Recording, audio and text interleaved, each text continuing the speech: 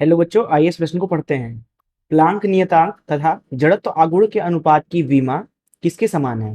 पहला ऑप्शन है समय, दूसरा ऑप्शन है आवृत्ति, तीसरा ऑप्शन है कोणीय संवेग, चौथा ऑप्शन है वेग। आइए इस प्रश्न की मुख्य अवधारणा की चर्चा करें।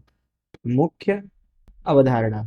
तो पहले बात करते हैं कि प्लांक नियतांक का विमा क्या होता है। प्लांक नियतांक को एच से दर्शाया जाता है। इसका मान होता है 6.626 गुणे 10⁻34 जूल सेकेंड के बराबर। तो इसलिए हम बोल सकते हैं कि जो प्लांक नियतांक की विमा हो जाएगी वह हो जाएगी जूल मतलब ऊर्जा का विमा, जिसे ई से दर्शा देते हैं, गुणे सेकेंड, सेकेंड मतलब समय की विमा। अब जो ऊर्जा की विमा होती है वह होती है एम एल की घात 2 टी की घात ऋण 2, और इसमें गुणा कर देंगे समय की विमा की अर्थात टी की। तो यहाँ से जो हमें प्लांक नियतांक का विमा मिल रहा है वो मिल रहा है एम एल की घात 2 टी की घात ऋण 1, इसको समीकरण 1 बोल देते हैं। फिर बात करते हैं जड़त्व आघूर्ण की। तो जड़त्व आघूर्ण जो होता है, तो दरअसल जो जड़त्व आघूर्ण होता है, मान लीजिए यह कोई एक अक्ष है, उसके चारों तरफ एक बिंदु द्रव्यमान एम मान लीजिए घूम रहा है आर त्रिज्या में। तो इस अक्ष के परितः जो यहाँ जड़त्व आघूर्ण दिया जाता है उसका सूत्र होता है आई बराबर एम, मान लीजिए त्रिज्या आर है तो आर का वर्ग।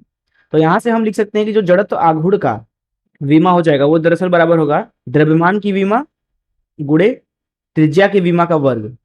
द्रव्यमान की विमा जो होती है वो होती है एम, त्रिज्या की विमा मतलब लंबाई, लंबाई का वर्ग यहाँ लिख देंगे अर्थात एम एल की घात 2। तो ये हो गया हमारा जड़त्व आघूर्ण का विमा। इसे समीकरण 2 नाम दे देते हैं।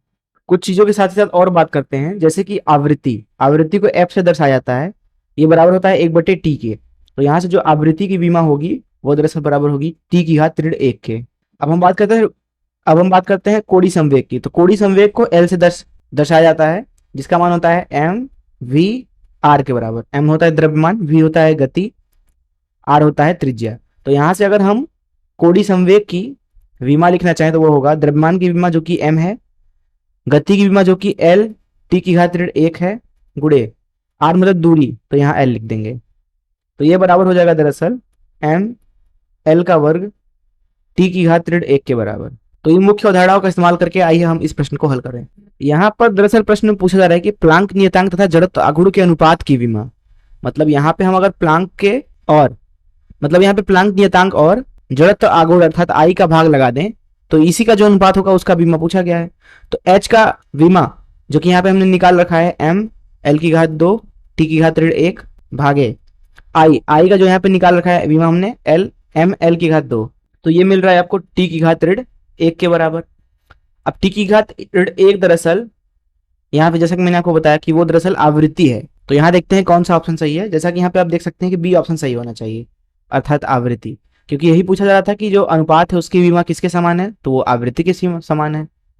मैं आशा करता हूँ कि आपको इस प्रश्न का हल जरूर समझ आया होगा। धन्यवाद।